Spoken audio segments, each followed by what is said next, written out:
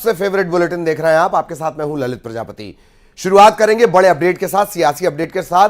दिल्ली में कांग्रेस सीईसी की बैठक में छत्तीसगढ़ के 5 उम्मीदवारों के नाम पर मुहर लग सकती है और नाम का ऐलान हो सकता है, दूसरी सूची जारी हो सकती है, इस तरह की जानकारी मिल रही है। छत्तीसगढ़ की 5 सीटों पर सहमति बन गई है। अब जो नाम निकलकर सामने आ रहे हैं वो भी जान लीजिए। सरगुजा से शशि सिंह संभावित उम्मीदवार, रायगढ़ से जयमाला सिंह या चक्रधर सिद्धार को मौका मिलेगा, बस्तर से हरीश लखमा या दीपक बैज, कांकेर से बिरेश ठाकुर का नाम आगे चल रहा है, बिलासपुर से विष्णु यादव या देवेंद्र यादव उम्मीदवार हो सकते हैं।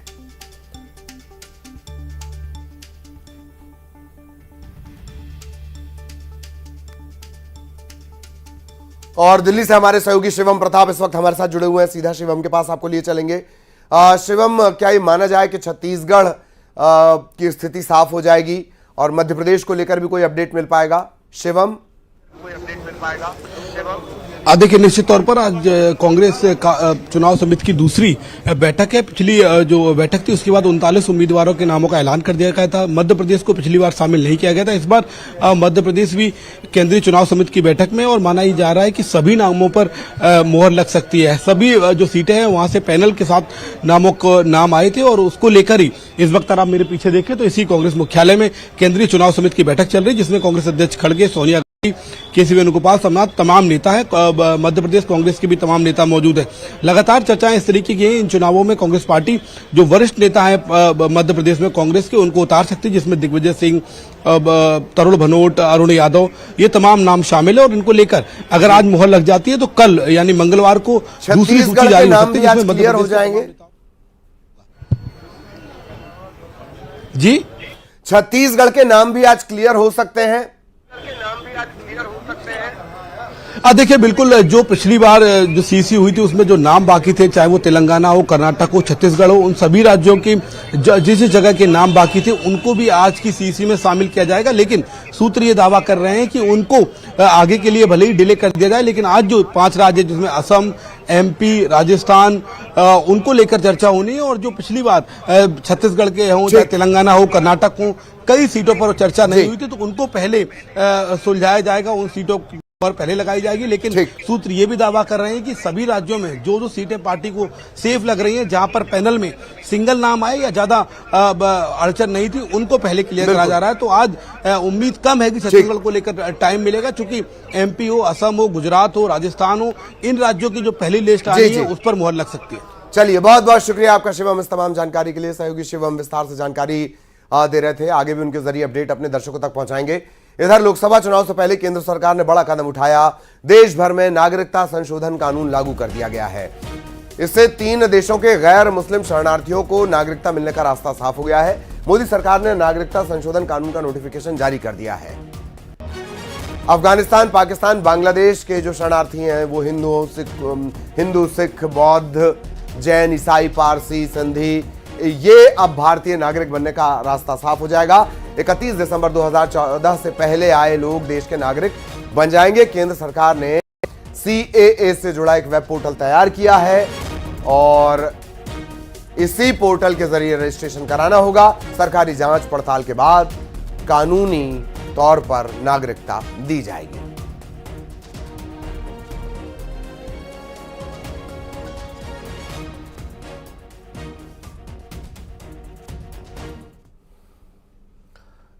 वहीं CAA लागू होने पर पूर्व केंद्रीय मंत्री रेणुका सिंह ने खुशी जताई। कैबिनेट मंत्री रामविचार नेताम ने कहा कि जो मोदी सरकार ने कहा वो कर दिखाया। 19 में नागरिक संहिता अधिनियम लाया गया और उस वक्त विपक्ष के लोगों ने लोगों को भड़काया था कि ये मुस्लिम लोगों को रोकने के लिए है, जबकि जो बांग्लादेश है, अफगानिस्तान है, पाकिस्तान है, यहाँ पर जो अल्पसंख्यक हैं जिनको प्रताड़ित किया गया था, उनको यहाँ की नागरिकता देने के लिए इस अधिनियम को लाया गया था और सबको इसका स्वागत करना चाहिए। भारत में रहने वाले लोगों के लिए जो कदम उठाया गया है उसका हम लोग पुरजोर स्वागत करते हैं, अभिनंदन करते हैं अपने देश के नेता को कि जिन्होंने CAA ला करके जो नागरिकता के जो अधिकार है सबको, देशवासियों को, इस देश के मूल निवासियों के लिए वो सब लागू करके निश्चित है यहाँ दूसरे देश के लोग यहाँ आ कर के बस रहे हैं, चोरी और सीनाजोरी कर रहे हैं। उनको छत्तीसगढ़ में लोकसभा चुनाव से पहले पोस्टर वॉर भी शुरू हो गया। बीजेपी ने एक पोस्टर जारी किया है, भूपेश बघेल पर निशाना साधा गया और राजनांदगांव की जनता से इस पोस्टर के जरिए अपील की गई है। पोस्टर में लिखा है, राजनांदगांव या जिहादी गिरोह चुनाव आपका। इस पोस्टर को लेकर कांग्रेस ने बीजेपी पर निशाना साधा और बीजेपी ने कांग्रेस पर पलटवार किया।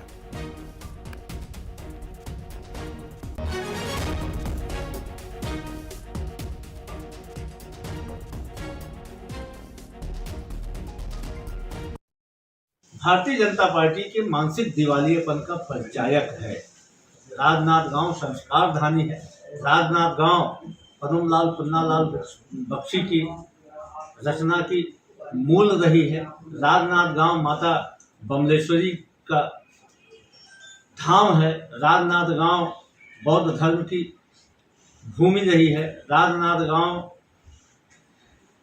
सिखों की पावन भूमि रही है। ऐसे राजनांदगांव गांव के बारे में इस प्रकार की टिप्पणी करके भारतीय जनता पार्टी ने राजनांदगांव की जनता का अपमान किया है। तो मुझे लगता है जिनके कार्यकाल में जिनकी चिंता जिनको करना था उनके कार्यकाल में ये हुआ और वो इस पर सवाल खड़ा करें तो मुझे लगता है ये ठीक नहीं है।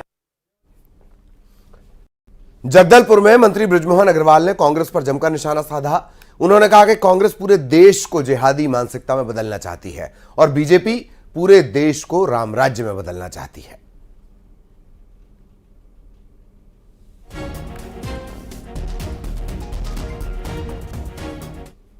जब कोई दिया बुझता है तो भभकता है। ऐसा है, कांग्रेस पार्टी पूरे देश को जिहादी मानसिकता में बदलना चाहती है और भारतीय जनता पार्टी पूरे देश को राम राज्य में बदलना चाहती है। तो अब रामलला भी आ गए हैं तो पूरे देश के लोग राम राज्य लाने वाले लोगों का साथ देंगे, जिहादीवाद लाने वालों का साथ नहीं देंगे। और छत्तीसगढ़ के किसानों के लिए बड़ी खबर, कल किसानों को धान की अंतर राशि मिल जाएगी। इसकी जानकारी सीएम विष्णुदेव साय ने दी। उन्होंने कहा कि कल का दिन छत्तीसगढ़ के किसानों के लिए ऐतिहासिक रहेगा। 24,72,000 किसानों को उनके धान का अंतर राशि 13,000 करोड़ से ज्यादा की राशि है जो उनके सीधे उनके खातों में जाएगी।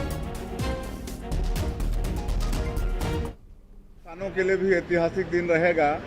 कल 24,72,000 किसानों को जो उनका धान का अंतर राशि है 13,000 करोड़ से ज्यादा की राशि कल उनके खातों में दिया जाएगा।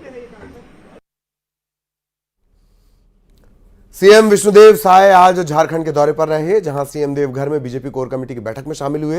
इस दौरान स्थानीय सांसद निशिकांत दुबे भी मौजूद रहे। इस बैठक में लोकसभा चुनाव की रणनीति पर मंथन हुआ। इस मौके पर सीएम विष्णुदेव साय ने कहा कि किसी वक्त भी लोकसभा चुनाव का ऐलान हो सकता है। साथ ही सीएम ने लोकसभा चुनाव में बीजेपी की बम्पर जीत का दावा किया।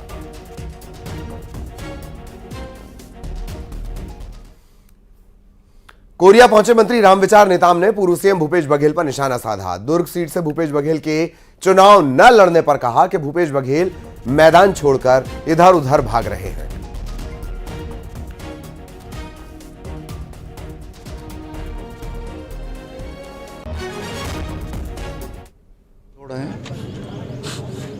मैदान छोड़ के भाग रहे हैं इधर उधर। जहाँ जाएंगे वहाँ हमारे भाजपा के, भारतीय जनता पार्टी के जंबाज कार्यकर्ता उनको वहीं धूल चटाएंगे। पूर्व विधायक बृहस्पत सिंह ने बीजेपी में जाने की अटकलों को खारिज कर दिया। बृहस्पत सिंह ने कहा कि कुछ लोग अफवाह फैला रहे हैं, हमारी कांग्रेस में वापसी तय है, मैं बीजेपी में जाकर क्या करूंगा। लोगों को दरकिनार करके मंत्री तक बनने का नसीब नहीं हुआ तो नरक भी डूबे तो ठेला ठेली वाला कौन जाएगा। कहाँ से बातें आ गई। किसी भी पार्टी में जाने से पहले उनकी ये जरूर देखा जाता है कि उनकी क्या वहाँ तालमेल बन सकता है, क्या कोई नेता वहाँ जाने से क्या पार्टी में चले जाते हैं। क्या हमने बहुत बड़े बड़े नेताओं को जाते आते देखा है। अर्जुन सिंह जैसे लोग पार्टी छोड़कर गए थे। अर्जुन सिंह जैसे लोग पार्टी छोड़ के क्या कार्यकर्ता और नेता गए, क्या नहीं गए। लोकसभा चुनाव से पहले दूसरे दलों के नेताओं का बीजेपी में आने का सिलसिला जारी है। इसी क्रम में सिहावा के पूर्व विधायक श्रवण मरकाम बीजेपी में शामिल हो गए। उनके साथ उनके सैकड़ों समर्थक भी पहुंचे। डेप्यूटी सीएम विजय शर्मा की मौजूदगी में उन्होंने बीजेपी का दामन थामा। इसमें कई महिला कार्यकर्ता भी शामिल रही।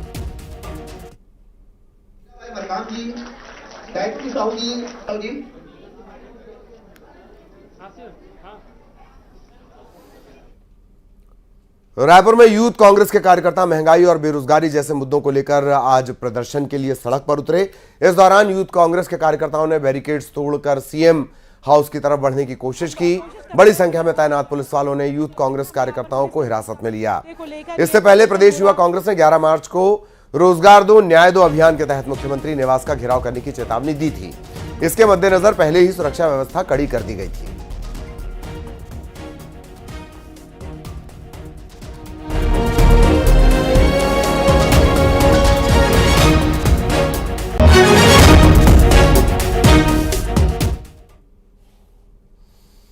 इधर सुकमा से 1 लाख का इनामी नक्सली गिरफ्तार किया गया है। भारी मात्रा में इसके पास से विस्फोटक भी बरामद हुआ है। पुलिस और डीआरजी के जवानों ने इसे पकड़ा है। कई बड़ी वारदातों में ये शामिल था। तलाश इसकी की जा रही थी और आखिरकार 1 लाख का इनामी नक्सली पुलिस के हत्थे चढ़ गया।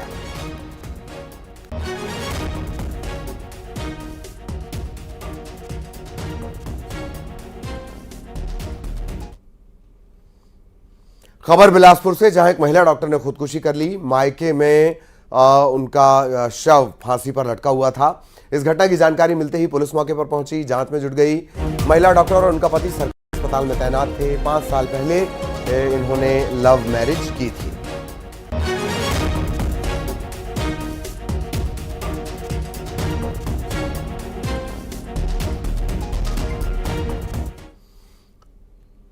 अंबिकापुर में पुलिस को कामयाबी हाथ लगी है। शातिर वाहन चोर गिरोह पकड़ा गया है।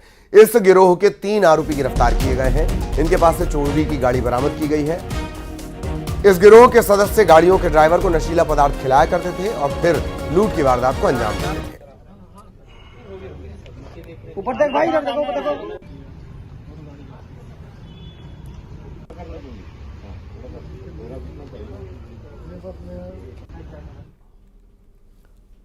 इधर दंतेवाड़ा बीजापुर की सीमा के पास मुठभेड़ हुई पुलिस और नक्सलियों के बीच। इसमें पुलिस की तरफ से की गई फायरिंग में एक नक्सली ढेर हो गया। पीड़िया जंगल में यह मुठभेड़ की वारदात हुई। कई नक्सलियों के घायल होने की भी खबर है। सर्चिंग में भारी मात्रा में विस्फोटक भी जब्त हुआ है।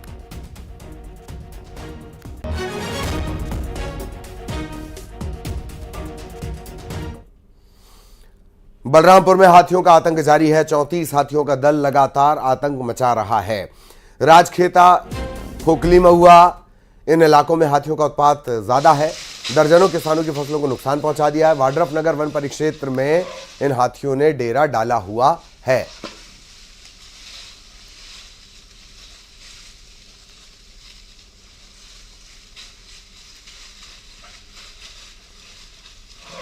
इधर धमतरी के दक्षिण जबर्रा के जंगल में हाथियों का जमकर उत्पात। वन विभाग ने अलर्ट जारी किया है। आसपास के 6 गांवों को हाई अलर्ट पर रखा गया है। वन विभाग ने साफ कहा है कि कोई भी जंगल की तरफ ना जाए।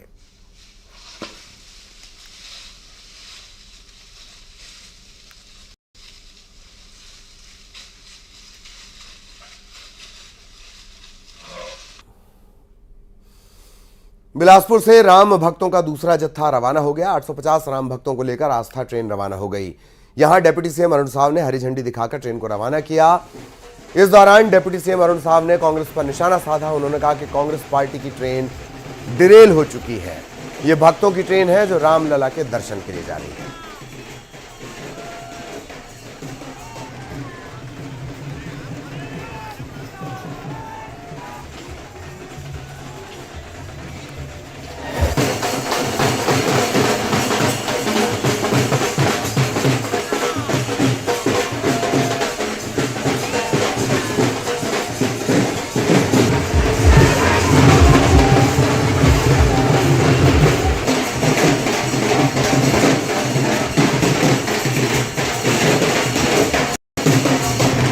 कांग्रेस पार्टी की ट्रेन तो डिलेल हो गई है, पता नहीं कहां खड़ी है। ये तो यात्री जो है रामलला के दर्शन के लिए जा रहा है। कांग्रेस पार्टी की ट्रेन तो डिलेल हो गई है, पता नहीं कहां खड़ी है। ये तो यात्री जो है रामलला के दर्शन के लिए जा रहा है।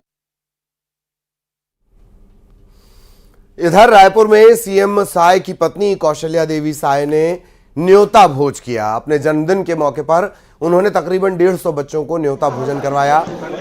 पीएम पोषण शक्ति निर्माण के तहत न्योता भोजन का आयोजन किया जा रहा है। सीएम साय की पत्नी ने अपने बचपन के दिनों को भी याद किया।